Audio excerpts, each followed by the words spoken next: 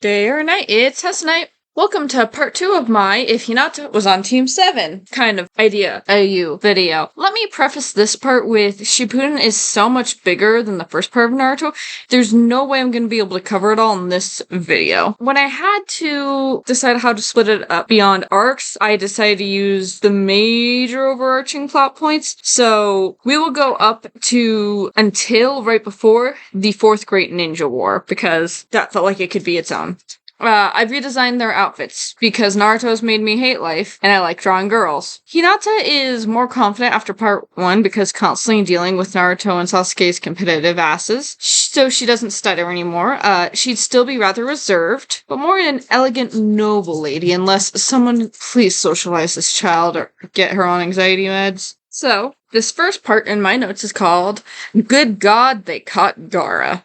Naruto comes back to the village. First things first, Jiraiya needs to report to Tsunade. There they see a woman about Naruto's age carrying multiple documents and trying to balance them and open the door. Naruto offers to help, and once again side people take the documents from the girl, and she gets a good look at him and realizes who he is. She seems to know Naruto, but he doesn't seem to remember anyone this pretty being this friendly. Well, he remembers somebody being this nice, but this girl's much more holy shit, Hinata, is that you? Tsunade and Jiraiya send them off to go catch up while they do reports, and they go to Ichiraku, baby! The main plot happens along with the mini bell test reprise. Not really anything that's affected by Hinata being on Team 7. Hinata, Naruto, and Kakashi get assigned to go to the sand to help everybody. Hinata gets to be badass and do is what happened surgery and making the antidote.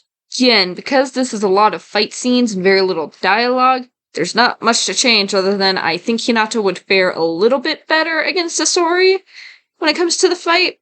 Like, with being able to do the chakra shieldy thing, that I can't remember the exact number of trigrams, insert number thingies, and theoretically, being able to catch streams with her chakra, she could potentially even catch onto the twist sooner because of Byakugan. I mean, it ultimately does not matter, since the old woman has to sacrifice herself for Gaara anyways, so the whole wonky shit with the antidotes needs to happen. For the next part, in my notes I have is Paint Tool Sai and the long-awaited reunion. Hinata and Naruto are running around trying to find a third team member before Sai shows up. Nothing really different here, except we don't get the whole could-be proposal from Naruto to Hinata. Again, other than the Nine Tails showing up again and causing chakra burns on Hinata, and Hinata just tending to be more understanding, nothing of serious note happens, except maybe a joke from Sai about Naruto and Hinata dating, which obviously causes Hinata to blush and Naruto to slightly panic because he has developed a crush on her while he was gone. They exchanged letters. I'm a shipper. Let me have this. This is my childhood ship. My sister shipped Naruto and Sakura. Who's laughing now, sis? Anyways, into the base. Not a lot to add here, as the focus on these eps were playing hide and seek with Sasuke and telling Sai's traumatic backstory. I don't know what to say, man. Well, this segment in canon is very plot-heavy. Sakura didn't do much, and there's not much I can and would change for this theoretical. This will both be an issue and a blessing in Shippuden. It's very plot-heavy, but not in a way that's easily changed because Sakura didn't really do a lot, and it's so plot-heavy, I can't really adjust much without making it feel like there'd be too much going on should this have been how the story actually went. Akatsuki and adjacent stuff is another part in the not much to change territory. I'm actually going to put a few arcs into this one because of this, as it's more of a lot of plot going on, but ultimately not that much Hinata being there would change. So everything from the Akatsuki assault mission to Pain's defeat is here. Naruto training, Akatsuki fucking shit up. There'd be a really good opportunity to show more of what the Byakugan can do and have Hinata help Yamato suppress the Nine Tails. Being able to seal off Naruto's chakra pathways or see the chakra change to give Yamato a heads up before Naruto's clones physically change would definitely be a positive here. Given this is where we learn a lot about different chakra natures, and Naruto's is the wind nature, would actually be a fun place to add a fact I find particularly interesting. While a lot of fanon has Hinata with the water nature. This isn't actually the case in canon. If you look at the, data books, you learn Hinata's nature is the same as Sasuke's, fire and lightning. Do not know Sakura's off the top of my head, but they never stated it in the show or in the manga. So honestly, I'm judging by the stuff she uses, I'd say Earth. Not the point here. I just find it interesting that Hinata seems to be a foil/reflection of Sasuke in some ways. Family, design choices, even their chakra nature is similar. I don't know, it just really seemed like a wasted opportunity to have them not interact in a meaningful way. Anyways, in this AU, Naruto makes note of this, saying he's glad that he has a nature that works well with Sasuke's, and jokingly gives a "guess we're made for each other, huh?" to Hinata. He didn't mean to flirt, but it sure came out that way.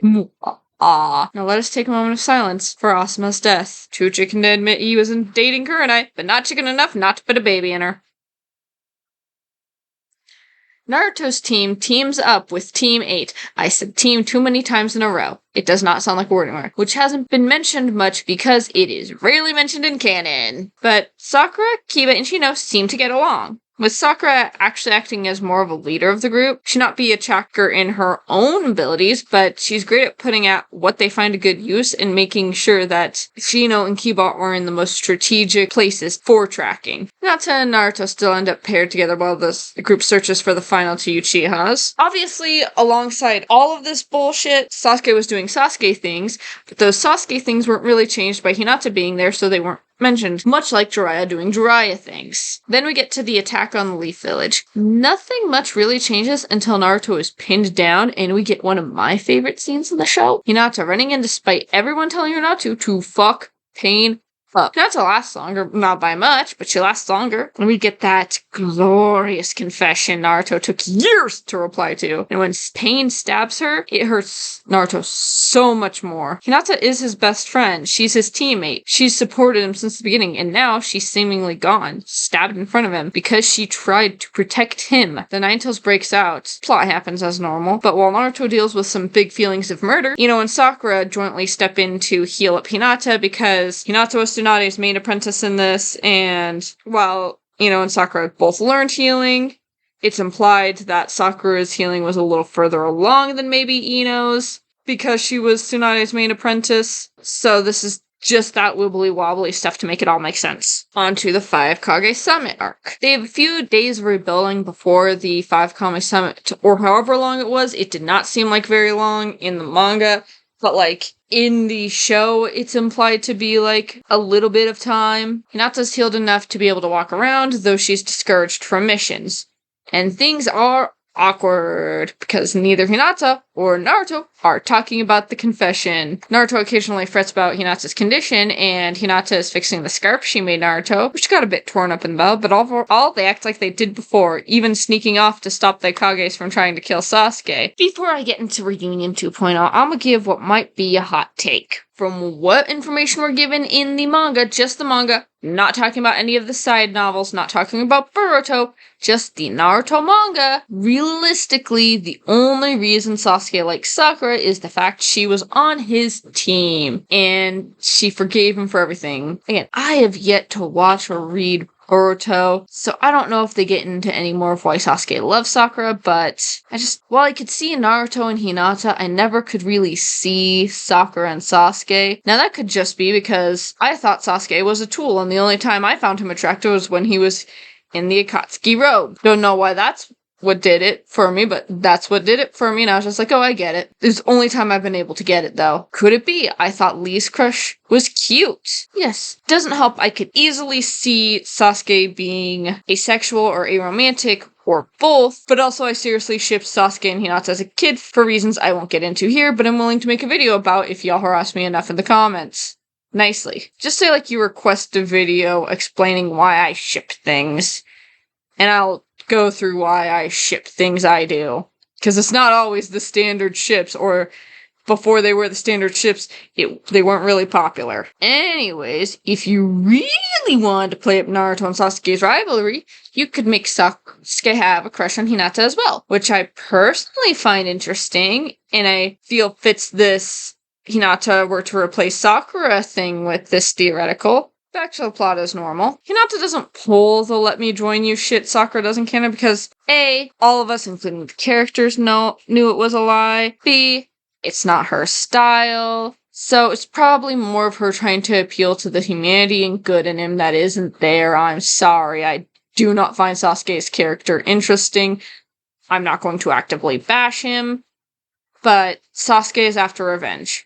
And as pretty and wonderful as Hinata is, she can't just will his trauma and hatred away. I get why he's the way he is, I just don't find the way it's presented interesting at all. And if that was how all this worked, Sasuke would have been redeemed a long time ago. Boys fight! And that's where I'm actually ending this here, as we've recovered many arcs in this video, and I already know the 4th Great Ninja War is going to be a lot, and I actually have a lot of stuff I want to talk about that. This is kind of like a bigger side tangent rewrite type thing in that video. So next time we will cover the 4th Great Ninja War to finish off Shippuden. Honestly, I am honored by all the support I got on part 1. And I wanted to say thank you. This channel is entirely self-indulgent, but seeing people enjoy my ramblings is nice. Once I'm finished with the main stuff, if there's enough demand, I'm willing to go through the filler arcs from the anime and discuss how Hinata being on Team 7 would change those, if it would change those. Like, obviously ones where Sakura and Hinata do not appear would not change. Thanks for watching, I'll see y'all next time, and next time should be the final part.